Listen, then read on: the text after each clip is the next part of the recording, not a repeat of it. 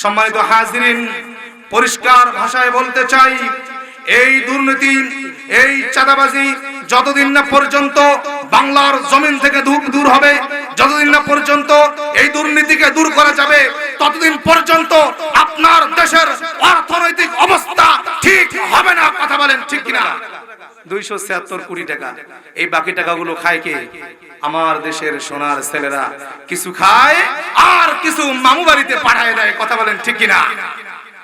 এরপরে দেখবেন অন্য দেশের মধ্যে 1 কিলোমিটার মেট্রো রেল তৈরি করতে খরচ হয় 500 থেকে 700 কোটি টাকা। আমার দেশে 1 কিলোমিটার মেট্রো রেল তৈরি করতে খরচ হয় 1500 থেকে 1700 কোটি টাকা। আলহামদুলিল্লাহি ওয়া কাফা ওয়া সালামুন আলা ইবাদিহিল্লাযিনা ইসতাফা। আম্মা বা'দু ফাআউযু বিল্লাহি মিনাশ শাইতানির রাজীম। বিসমিল্লাহির রহমানির রহিম। লাইন আশরাকতা লায়াহবাতান্না আমালুকা ওয়া লাতাকুনান্না মিনাল খাসিরিন। সাদাকাল্লাহু মাওলানাল আযীম। সম্মানিত হাজিরিন, আপনারা সকলে কেমন আছেন? আমাদেরকে ভালো রেখেছেন কে? সব সময় আমাদেরকে ভালো রাখেন কে? সব সময় আল্লাহর জন্য প্রশংসা আদায় করতে রাজি আছেন তো? সকালবেলা প্রশংসা আদায় করবেন কার? বিকেল বেলা, খাওয়ার সময়, ঘুমানোর সময়, ঘুষ দেওয়ার সময়। ঘুষ দেয়া যাবে? রাতের আধারে একাকী নীরবে নিভৃতে ঘুষ মনে হয় নেওয়া যাবে? কেন যাবে না? কারণ কেউ যেটা দেখে না দেখে কে? কেউ যেটা শোনে না সেটা শোনে কে? এটার নামই হলো তাকওয়া। কোন ব্যক্তির অন্তরে যদি তাকওয়া থাকে তার দ্বারা গুনাহ করা সম্ভব। আমাদের দেশের নেতা নেত্রীর চেয়ারে যারা বসে আছে, এদের অন্তরের মধ্যে যদি এ তাকওয়া নামক এ আল্লাহর ভয় থাকতো, এরা কোনোদিন দুর্নীতি, চাঁদাবাজি আমার দেশের মধ্যে করতে পারতো না। কথা বলেন ঠিক কিনা? সম্মানিত হাজিরিন, তাহলে ঘুষ দেয়া যাবে? আর রাশি ওয়াল মুরতাশি কিলাহুমা ফিন্নার। যে ঘুষ দেয় আর যে ঘুষ নেয় তারা উভয় জনে জাহান্নামী। বলেন নাউজুবিল্লাহ। তাদের জাহান্নামের স্থান। কথা বলেন ঠিক কিনা? আমাদের দেশে একটা কমিশন আছে, দুদক, দুর্নীতি দমন কমিশন। এর কাজ হলো যে বিভিন্ন প্রতিষ্ঠানে ক্ষমতার অপব্যবহার, ঘুষ, সুদ এগুলোকে বন্ধ করা, এগুলোকে রোধ করে দেওয়া। এর আবির্ভাব 2004 সালে। আমি আপনাদের কাছে প্রশ্ন করতে চাই, 2004 সালের পরে আমার দেশে ঘুষ বেড়েছে না ঘুষ কমেছে? ঘুষ বেড়েছে। একটা কমিশন আপনি বানালেন ঘুষকে বন্ধ করে দেওয়ার জন্য, অথচ ঘুষ কমতেছে না, ঘুষ বাড়তেছে। এর কারণ কি? আগের মানুষের একটা কথা বলতো যে শস্যা দিয়ে ভূত তাড়াই, সে শস্যার ভিতরে ঢুকছে ভূত। মানুষ পাগল হলে রশি দিয়ে বাঁধি, রশি পাগল হলে বাঁধবো কি দিয়ে? কথা বলেন ঠিক কিনা? ঠিক একইভাবে আমার দেশের ক্ষমতার চেয়ারে দুর্নীতি দমন কমিশনের অফিসে অফিসার রূপে যে কুলাঙ্গাররা বসে আছে, এরাই শুধুমাত্র ঘুষ খায় না, এদের চেয়ার টেবিল বিবি বাচ্চা সবাই মিলে ঘুষ খায়। যতদিন না পর্যন্ত এই কুলাঙ্গারদেরকে এই অফিস থেকে, এই দুদক কমিশন থেকে না নামানো হবে, আল্লাহ ওয়ালা ব্যক্তিকে না বসানো হবে, ততদিন পর্যন্ত আমার দেশ থেকে ঘুষ দমন হবে না। কথা বলেন ঠিক কিনা? তাহলে ঘুষকে দমন করতে চাইলে এদেরকে ক্ষমতার চেয়ার থেকে নামানো দরকার আছে না নাই? সম্মানিত হাজিরিন, আমার এই ছোট্ট মাতৃভূমির ছোট্ট দেশটাকে পৃথিবীর মানচিত্রে মানুষ চেনে কয়েকটা কারণে। এর মধ্যে 1 নাম্বার হচ্ছে দুর্নীতি, 2 নাম্বার অপরিচ্ছন্নতা। আমাদের দেশের মানুষ, আমাদের দেশে অপরিচ্ছন্নতা আছে না নাই? আমাদের দেশে চিপস খেলে তার খোসারা কোথায় ফেলায়? রাস্তায়। এরপর দেখবেন যদি চুইংগাম খায়, চুইংগাম খেয়ে তার খোসা তো ফেলায়, চুইংগাম চিবিয়ে চিবিয়ে সেটা আবার দেখবেন ট্রেনের যে বগি আছে, বগির যে সিট আছে, সে সিটের মধ্যে সুন্দর করে একটা লাভ আউট করে ডান দিকে ও, বাম দিকে প্লাস ও। কোন মানুষ যখন মাথা গিয়ে সেখানে রাখে, তার মাথার মধ্যে এ প্লাস ও লাগে যায়। কথা বলেন ঠিক কিনা? এরকম অপরিচ্ছন্নতা আমাদের দেশে আছে না? আপনি যদি সিঙ্গাপুরে যান, সেখানে আপনি যদি না জেনে রাস্তার মধ্যে একবার থুতু ফেলেন, আপনাকে $100 জরিমানা করা হবে। দ্বিতীয়বার যদি ফেলেন $200। চিপস খেয়ে তার খোসাটা আপনি যদি জমিনের মধ্যে, মাটির মধ্যে, রাস্তার মধ্যে থ্রো করেন, আপনাকে $500 জরিমানা করা হবে। আমাদের দেশের সরকার ইচ্ছা করলে এগুলো করতে পারে কি পারে না? এগুলো আমাদের দরকার আছে না নাই? সম্মানিত হাজিরিন, আবার দেখবেন দুর্নীতিতে বাংলাদেশ চ্যাম্পিয়ন। বহুদিন থেকে এরা ক্রিকেট খেলে, ক্রিকেটে এদের কোনো সেরকম বড় কোনো কৃতিত্ব নাই, বড় কোনো চ্যাম্পিয়নগিরি নাই, বড় কোনো ট্রফি নাই, কিন্তু দুর্নীতিতে এরা বড় চ্যাম্পিয়ন।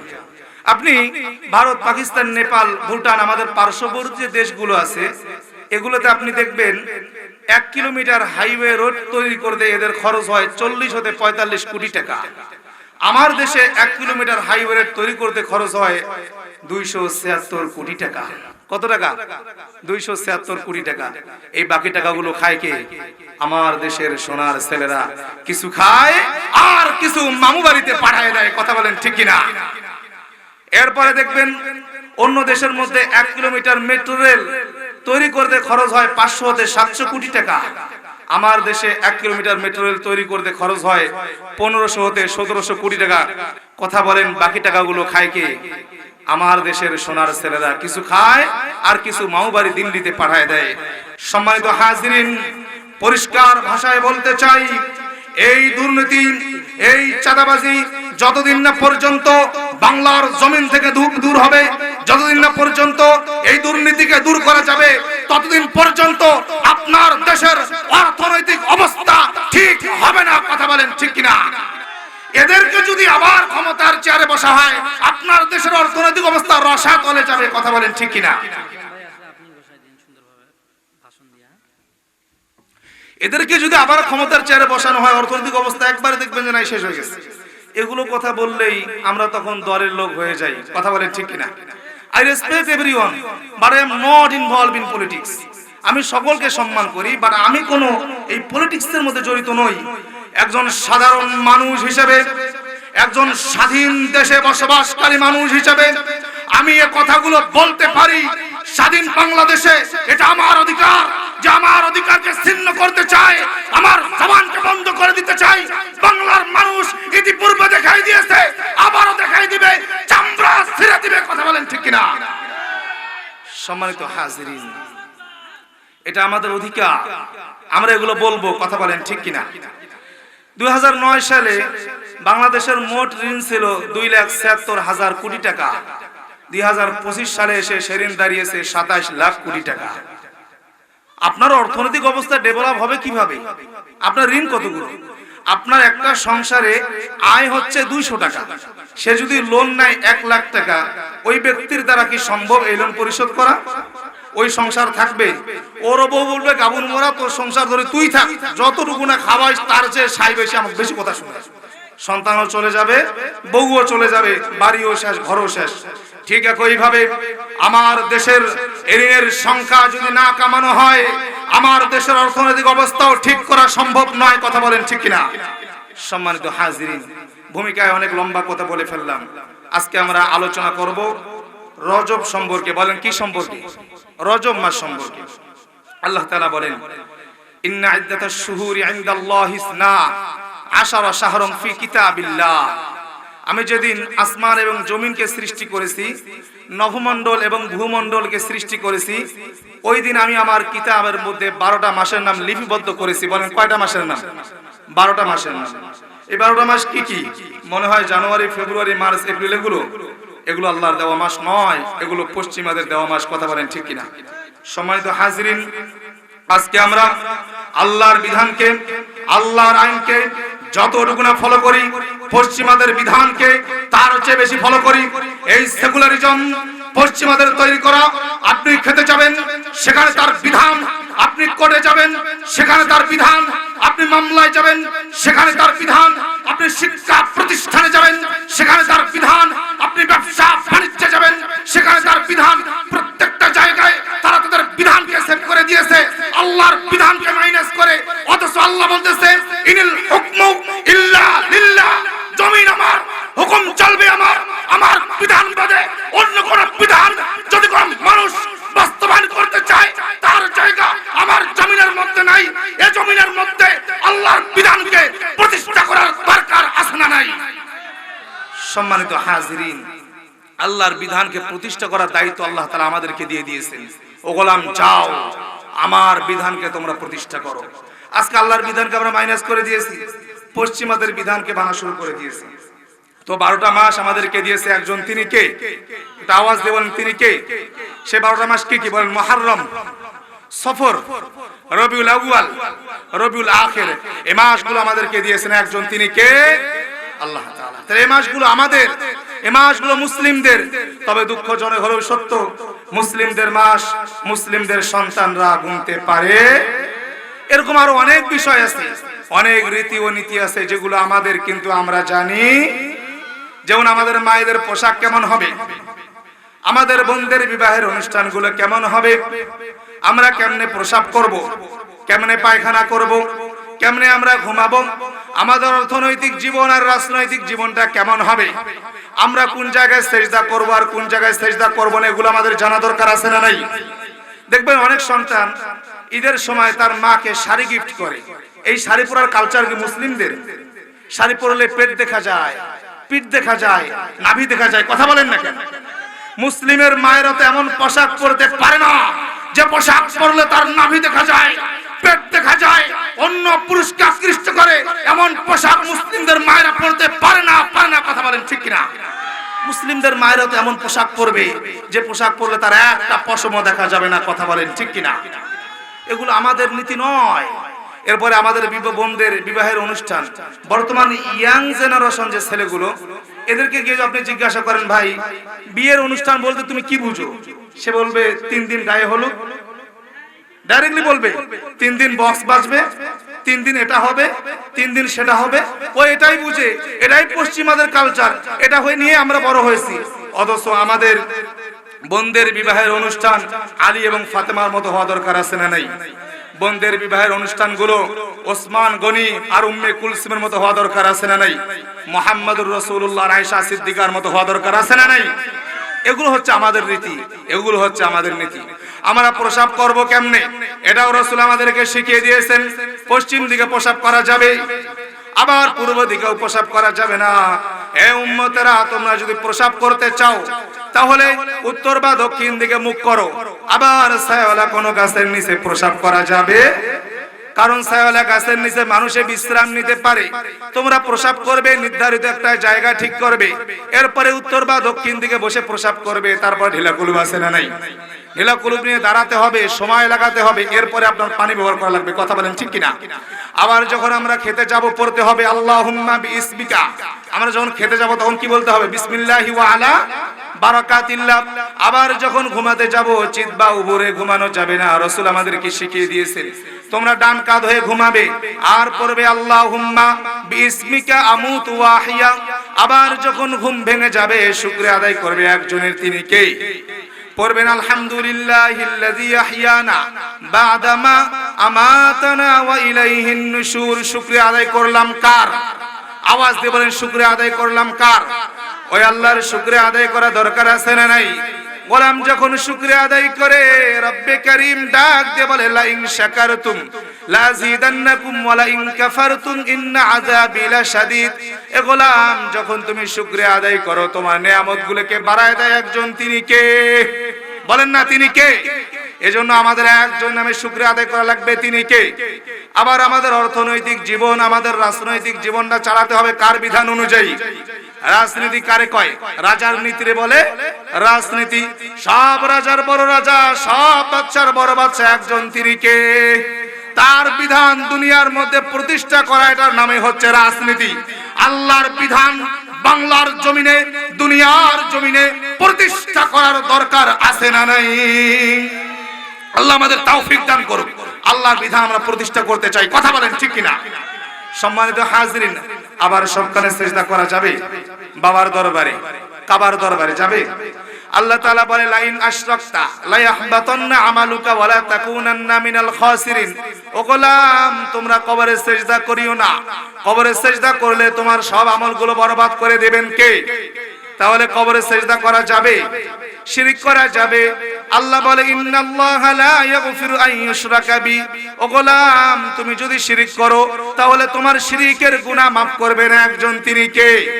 লোকমান হাকিম তার সন্তানকে ডাক দিয়ে বলে, ইয়া বুনাইয়া, হে আমার সন্তান, লা তুশরিক বিল্লাহ, তুমি শিরক করিও না, কারণ শিরক গুনাহ, বড় গুনাহ। ইন্নাশ শিরকা লাযুলমুন আযীম, মাফ করে না একজন, তিনি কে? আমরা যখন নামাজ পড়তে যাই, আল্লাহ বলে, ও গোলাম নামাজ পড়ে আগে বল শিরক করিস কিনা। তখন আমরা আল্লাহকে বলি, ওয়ামা আনা মিনাল মুশরিকিন, আল্লাহ আমরা মুশরিকদের অন্তর্ভুক্ত। আবার যখন আমরা হজ করতে যাই, আল্লাহ বলে, ও গোলাম হজ পড়ে আগে বল তুই শিরক করিস কিনা। তখন আমরা বলি, লাব্বাইক আল্লাহুম্মা লাব্বাইক, লাব্বাইক লা শারীকা লাকা লাব্বাইক, আল্লাহ আমরা শিরককারী নই, আমরা মুশরিকদের অন্তর্ভুক্ত নই। তাহলে এই রীতিনীতিগুলো, এই বিধানগুলো আমাদের জানা দরকার আছে না নাই? তাহলে 12টা মাস আমাদেরকে দিয়েছে একজন, তিনি কে? আবার আল্লাহ তাআলা বলে, মিনহা আরবাআতুন হুরুম, এই 12 মাসের মধ্যে 4 মাস হলো সম্মানিত। বলেন না কয় মাস? রাসূল বলে 4 মাসের মধ্যে 3 মাস হলো ধারাবাহিক। 1 নম্বরে জিলকদ, 2 নম্বরে জিলহজ, আর 3 নম্বরে মুহররম। এই 3 মাসকে সম্মানিত করেছে একজন, তিনি কে? আবার আরেকটা মাস হলো রজব। বর্তমান যে মাস চলে, এই মাসের নাম কি? রজব মাস। এ মাস হলো আল্লাহ তাআলার কাছে বড় পছন্দনীয় মাস, এ মাস হলো সম্মানিত মাস। এই সম্মানিত মাসকে আমাদের সম্মান দেওয়া দরকার আছে না নাই? সম্মান দেব কিভাবে? আল্লাহ জানাই দিয়েছে, ও গোলাম, ফালা তাযলিমু ফীহিন্না আনফুসাকুম ওয়া কাতিলুল মুশরিকিন, তোমরা এ মাসে নিজেরাই নিজেদের উপরে জুলুম করিও না। নিজেরা আবার নিজেদের উপরে জুলুম করে কিভাবে? আল্লাহ জানাই দিলেন, গোলাম মসজিদের মধ্যে আযান হয়, হাইয়া আলাস সালাহ, আসো নামাজের দিকে, হাইয়া আলাল ফালাহ, আসো কল্যাণের দিকে। গোলাম তুমি নামাজে গেলে না, এজন্য জাহান্নামের আগুনের মধ্যে তোমার শরীরটাকে জ্বালাবেন কে? এভাবে নামাজ না পড়ে তুমি তোমার নিজের শরীরের উপরে কি করলে? জুলুম করলে। আবার চুরি করলে হাত কেটে দেওয়া বিধান কার? আযনা করলে শরীরটাকে পাথর দিয়ে মেরে রক্তাক্ত করে শেষ করে দেওয়ার বিধান কার? তাহলে আপনি চুরি করে নিজেই নিজের উপরে জুলুম করলেন, ডাকাতি করে নিজেই নিজের উপরে জুলুম করলেন, আবার জিনা করে নিজেই নিজের উপরে জুলুম করলেন। এজন্য আল্লাহ বলল, গোলাম ফালা তাযলিমু ফীহিন্না আনফুসাকুম, রজব মাসের সম্মানে তুমি নিজেরাই নিজেদের উপরে জুলুম করিও না। তাহলে জুলুম থেকে আমাদের দূরে থাকা দরকার আছে না নাই? জুলুম করে যারা চাঁদাবাজি করে, এদেরকে রোধ করা দরকার আছে না নাই? সমাজ থেকে জুলুম যারা করে, অত্যাচার যারা করে, নির্যাতন যারা করে, অসম্মানিত হাজিরিন শুনেন, এদেরকে যদি সমাজ থেকে দূর করা না যায়, এদেরকে যদি দেশ থেকে দূর করা না যায়, তাহলে আমাদের দেশটা জুলুমে অন্ধকারে আয়ামে জাহেলি যুগের মতো হয়ে যাবে। আর নূহ আলাইহিস সালামের জাতির মতো আল্লাহ এই জাতিকেও ধ্বংস করে দিতে পারে। কথা বলেন ঠিক কিনা? এজন্য জুলুম যখনই আপনার সামনে আসবে, রুখে দাঁড়াবেন, রুখে দাঁড়াবেন তার সামনে। কি করতে পারে দেখবেন, স্বাধীন বাংলাদেশে দেখার দরকার আছে না নাই? আল্লাহ আমাদের তৌফিক দান করুন, বলেন আমিন।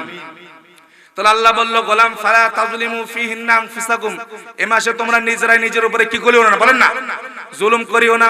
আবার মুশরিকরা এই মাসকে সম্মান দিত, রজব মাসকে।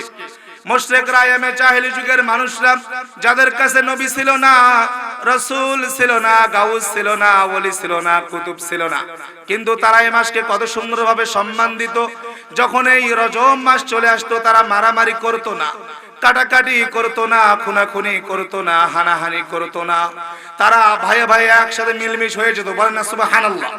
তাদের মধ্যে যদি মনোমালিন্য থাকতো, কথা না বলা থাকতো, যখন এই রজব মাস চলে আসতো, তারা ভাইয়ে ভাইয়ের সাথে হাত মিলিয়ে আবার একসাথে চলা শুরু করে দিত। বলেন না সুবহানাল্লাহ।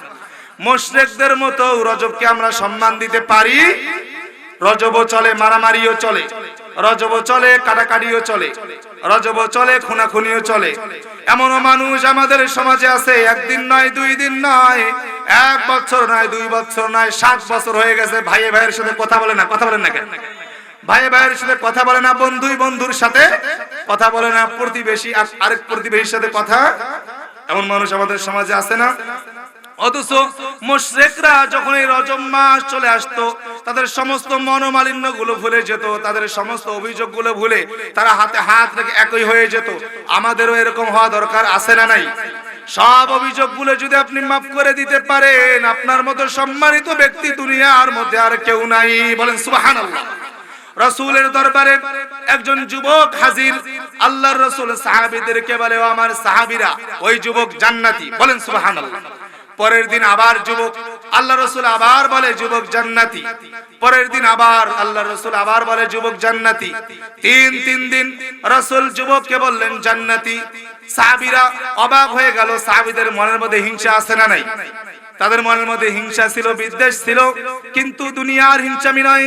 তাদের হিংসা ছিল আমল নিয়ে, আখলাক নিয়ে, চরিত্র নিয়ে। ওমর যদি 2 টাকা দান করতো, আবু বকর 3 টাকা করতো।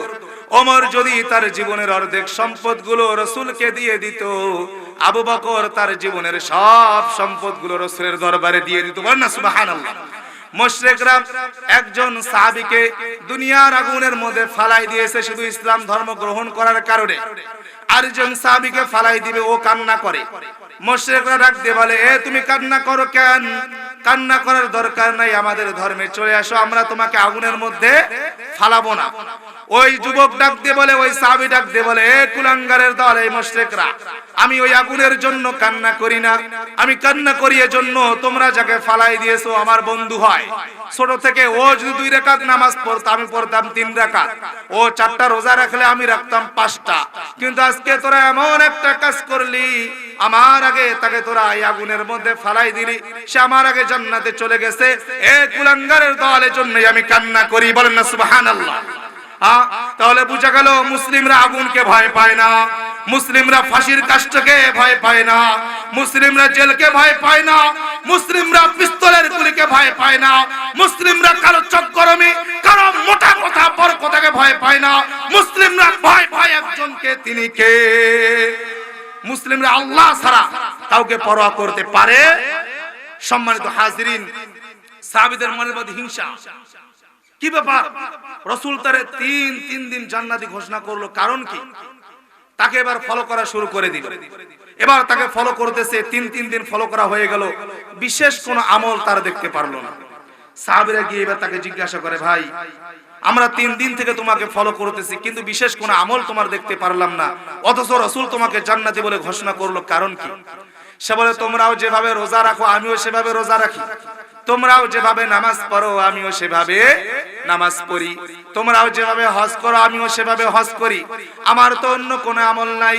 কিন্তু মনে হয় একটা আমল এমন আছে, যখন দিনের সমস্ত পরিশ্রম শেষে, ক্লান্ত শেষে আমি রাতের বেলা ঘুমাতে যাই, তখন আল্লাহকে বলি, আল্লাহ, আমার মনের মধ্যে মানুষের প্রতি যত হিংসা, যত বিদ্বেষ, যত রাগ, যত ক্ষোভ, যত অভিযোগ, সব আমি তোমার হস্তে মাফ করে দিলাম। বলেন না সুবহানাল্লাহ। এভাবে বলার পরে একটা ফ্রেশ আর প্রশান্ত মন নিয়ে আমি রাতের বেলা ঘুমিয়ে যাই। এজন্য এই ব্যক্তিকে জান্নাতি ঘোষণা করেছেন কে? এজন্য মনের মধ্য থেকে রাগ ক্ষোভ গুলো দূর করা দরকার আছে না নাই? আর আমাদের অবস্থা কি? যখন রাতের বেলা ঘুমাতে যাই, শুধু সকালটা হোক ওর 12টা বাজাবো, সকালটা হোক ওর 13টা বাজাবো, ওর 14টা বাজাবো, আছে না নাই? এগুলা থাকলে আল্লাহ জান্নাত দিবেন? হ্যাঁ, এগুলো দূর করা দরকার আছে না? আল্লাহ জান্নাত দিবে ফ্রেশ মনওয়ালাকে, আল্লাহ জান্নাত দিবে যার মনটা প্রশান্ত, এমন ব্যক্তিকে জান্নাত দিবে। আল্লাহ আমাদের মনটাকে প্রশান্ত আর ফ্রেশ বানায় দেব, আমরা সকলে বলি আমিন। তাহলে সাহাবীদের মনের মধ্যে হিংসা লাগছে এই কারণে যে তাকে জান্নাতে দিল, তাকে জান্নাতি ঘোষণা করলো, আমাদেরকে করলো না কেন? সম্মানিত হাজিরিন, তাহলে এই রজব মাসের সম্মানে এই মুশরিকরা পর্যন্ত কত সুন্দরভাবে তারা ভাই ভাই একসাথে মিলিত হয়ে যেত। আবার যখন রজব মাস চলে আসতো, রাসূল সাল্লাল্লাহু আলাইহি ওয়াসাল্লাম রমজানের প্রিপারেশন নিতেন। কিসের প্রিপারেশন? রমজানের আগে রমজানের প্রিপারেশন নেওয়া দরকার আছে না নাই? বলেন না, নামাজের আগে প্রিপারেশন আছে না নাই? আবার হজের আগেও প্রিপারেশন আছে না নাই? যাকাতের আগেও প্রিপারেশন আছে না নাই?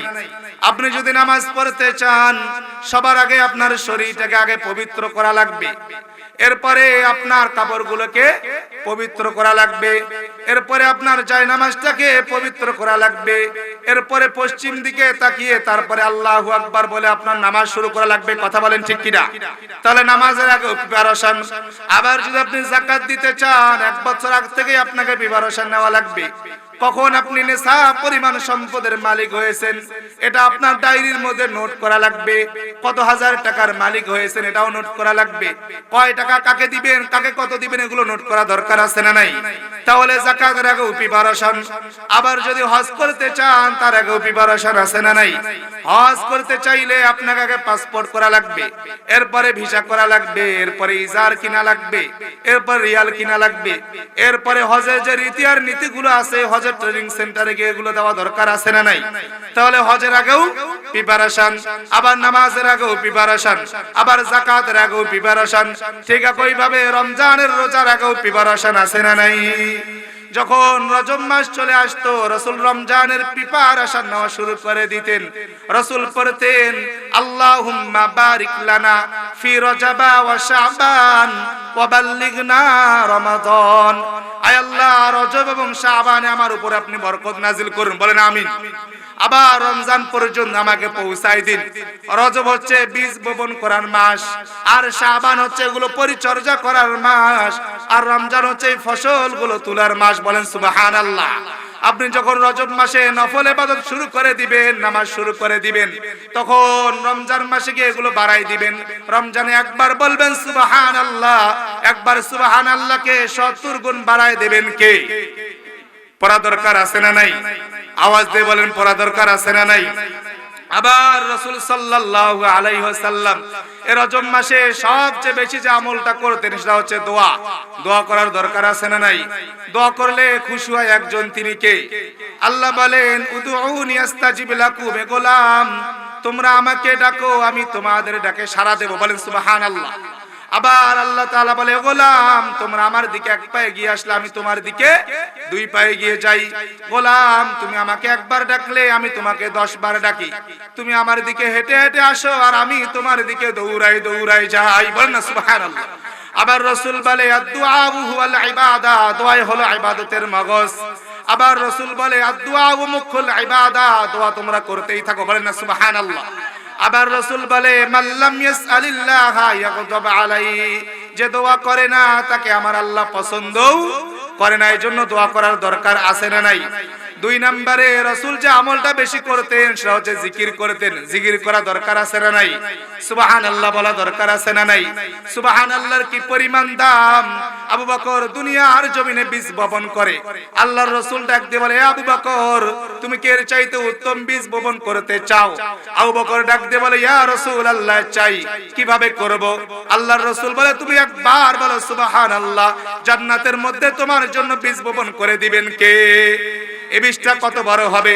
সাহাবীরা আল্লাহর রাসূলকে বলে ও রাসূল বীজটা কত বড় হবে, গাছটা কত বড় হবে? আল্লাহর রাসূল বলে দুনিয়ার কোন তেজি ঘোড়া যদি 100 বছর সে গাছের ছায়ার নিচে ছুটাছুটি করে এরপরে সে গাছের ছায়াকে অতিক্রম করতে পারবে না। বলেন সুবহানাল্লাহ। সাহাবীরা এবার ডাক দিয়ে বলে ওগো রাসূল যে গাছটা হবে এত বড় ওই গাছের ফল হবে কত বড়? আল্লাহর রাসূল ডাক দিয়ে বলে ও সাহাবীরা দুনিয়ার উহুদ পাহাড় দেখছনি, তুর পাহাড় দেখছনি, এই উহুদ পাহাড় আর তুর পাহাড়ের সমান হবে ওই গাছের ফলগুলো। বলেন সুবহানাল্লাহ। সাহাবীরা বলে ইয়া রাসূলুল্লাহ ওগুলো খাবো কেমনে? আল্লাহর রাসূল ডাক দিয়ে বলে মাসালুল জান্নাতিল্লাতী ওয়াইদাল মুত্তাকুন ফিহা আনহারুম মিন মাইন গায়রি আসিন, গাছগুলোর শিপাগুলো থাকবে উপরের দিকে আর মাথাটা থাকবে নিচের দিকে। মন বলবে খেতে চাই, আল্লাহ মুখের মধ্যে এনে দিবে। বলেন সুবহানাল্লাহ। কি পরিমাণ স্বাদ হবে! রাসূল বলে ও সাহাবীদের দল দুনিয়ার কাঁঠাল খেয়েছো, এক গাছের কাঁঠাল একই রকম স্বাদ, জান্নাতের কাঁঠাল খাবে একটা আওয়া একরকম স্বাদ, আর একটা আওয়ার মধ্যে ভিন্ন স্বাদ ঢুকাই দিয়েছেন কে? বলেন না সুবহানাল্লাহ। একবার সুবহানাল্লাহ বলার দাম কত! ইউসুফ আলাইহিস সালাতু ওয়াস সালাম তার জামানায় তিনি যখন খাদ্যমন্ত্রী, তিনি বিতরণ করতেছেন খাদ্য। একজন যুবক এমন তার সামনে চলে আসলো। ওই যুবক বলতেছে ইউসুফ তুমি আমাকে যতটুকু খাদ্য দিয়েছো এই পরিমাণ আরো বেশি খাদ্য আমারে দাও। ইউসুফ বলতেছে তোমারই যদি সব দিয়ে দেই আর বাকি মানুষরে কি দিব? ওই যুবক বলে এই ইউসুফ যদি জানতে আমি কে, একবার না 2 বার না যতবার আমি চাইতাম ততবার আমারে দিতেই থাকতে। বলেন সুবহানাল্লাহ। ইউসুফ ডাকতে বলে বলো তুমি কে? যুবক ডাকতে বলে ইউসুফ মনে আছে নি সেদিনকার কথা? ও ইউসুফ জুলেখা যেদিন তোমাকে ফাহিশা কাজের মধ্যে লিপ্ত করেছিল, একজন শিশু সন্তান তোমার পক্ষ নিয়ে সাক্ষী দিয়েছিল, এই ইউসুফ আজকের এই যুবক সন্তান হলাম, সেদিনকার সেই শিশু সন্তান। বলেন সুবহানাল্লাহ।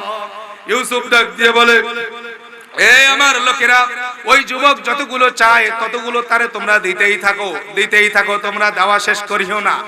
আল্লাহ এবার ইউসুফকে ডাক দিয়ে বলে, ও ইউসুফ, তোমার একবার পবিত্রতার সাক্ষী দিয়েছে, এজন্য তুমি তাকে এতগুলো দান করলে। ইউসুফ রে, আমার যে গোলাম সকালবেলা ফজরের সময় নামাজ পড়ার সময় বলে সুবহান রাব্বিয়াল আলা, আল্লাহ আপনি সবচেয়ে বড় পবিত্র।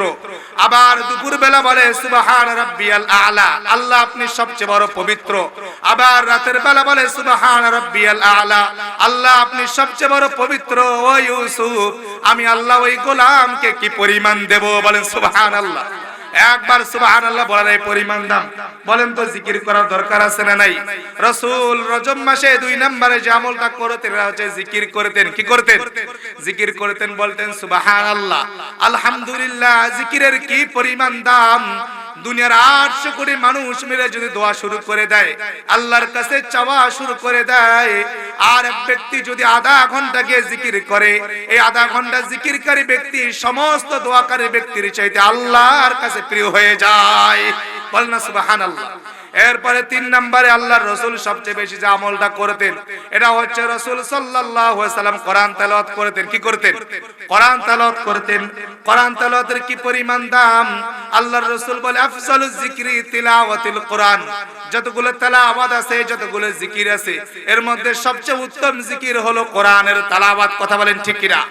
কোরআনের তেলাওয়াতের কি পরিমাণ দাম!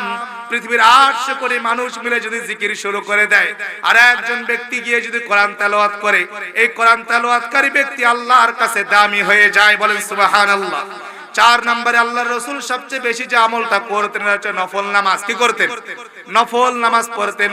নফল নামাজ এটা আবার এই 3 প্রকার ইবাদতের চেয়ে আল্লাহর কাছে প্রিয়। কেন বেশি প্রিয়? কারণ নফল নামাজের মধ্যে দোয়া আছে না নাই? আবার এখানে জিকির আছে না নাই? আবার তেলাওয়াত আছে না নাই? আমরা যখন নফল নামাজ শুরু করি, আমরা দোয়া করি, ইয়াকা নাবুদু ওয়া ইয়াকা নাস্তাঈন। আল্লাহ, আমরা তোমার গোলামের ঘরের গোলাম, আর তুমি আমার প্রভু। ও আল্লাহ, সাহায্য চাই একজনের কাছে, তিনি কে? আবার বলি ইহদিনাস সিরাতাল মুস্তাকিম, আল্লাহ আমাদেরকে সরল সঠিক পথ দেখাও। বলেন ঠিক কিনা? আবার বলি গায়রিল মাগদুবি আলাইহিম ওয়ালাদ দাল্লিন, ভ্রান্ত আর ভুল পথগুলোতে আমাদেরকে পরিচালিত করিয়েন না। তাহলে এখানে দোয়া আছে না নাই? আবার এখানে জিকির আছে। আমরা যখন রুকুতে যাই বলি সুবহান রাব্বিয়াল আযীম, আবার সিজদায় যাই বলি সুবহান রাব্বিয়াল আলা, এখানে জিকিরও আছে। আবার এখানে আছে তেলাওয়াত। যখন আমরা সূরাতুল ফাতিহা শেষ করে দেই, তখন পড়ি ইয়াসিন ওয়াল কুরআনিল হাকীম ইন্নাকা লামিনাল মুরসালিন। বলেন আল্লাহু আকবার। তাহলে নামাজের মধ্যে জিকির আছে, আবার তেলাওয়াত আছে, আবার দোয়া আছে।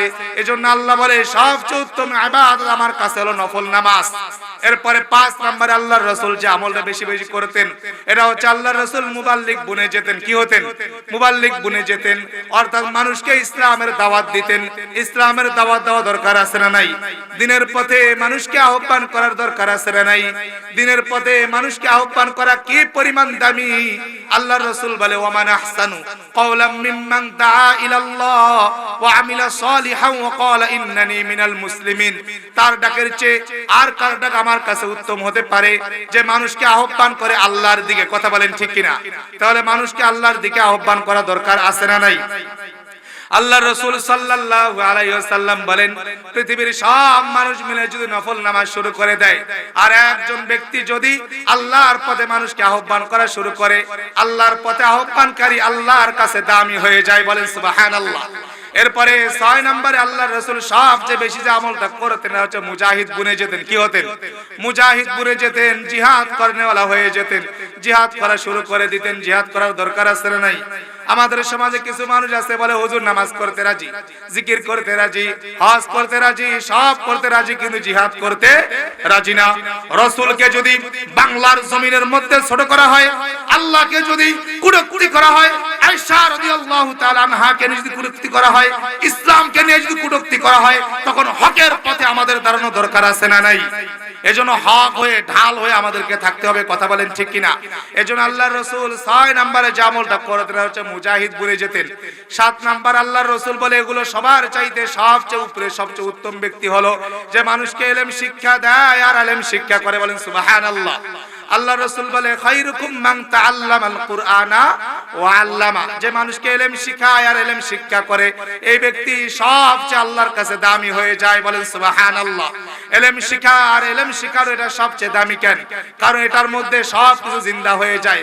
ইলম শিখা আর ইলম শিখার দ্বারা জিকির জিন্দা হয়, আবার দোয়াও জিন্দা হয়, আবার ইলম শিখা ইলম শিখানোর দ্বারা তাবলীগও জিন্দা হয়, ইলম শিখা আবার ইলম শিখানোর দ্বারা নফল নামাজও জিন্দা হয়, ইলম শিখা আর ইলম শিখানোর দ্বারা মুজাহিদও পয়দা হয়ে যায়, কথা বলেন ঠিক কিনা? এজন্য আল্লাহর কাছে সবচেয়ে বড় আমল হলো এটা। এজন্য আমাদের জিহাদ করা দরকার আছে না নাই? আবার ইলম শিখা ইলম শিখারও দরকার আছে না নাই? আল্লাহর কাছে আমরা দোয়া করি আল্লাহ যেন সব আমলগুলো আমাদের ঠিকমতো করার তৌফিক দান করে, বলেন আমিন। আমরা আল্লাহর জন্য জিহাদ করতে চাই, আল্লাহর জন্য নফল নামাজ পড়তে চাই, জিকির করতে চাই, আল্লাহ আমাদের তৌফিক দান করুন, বলেন আমিন।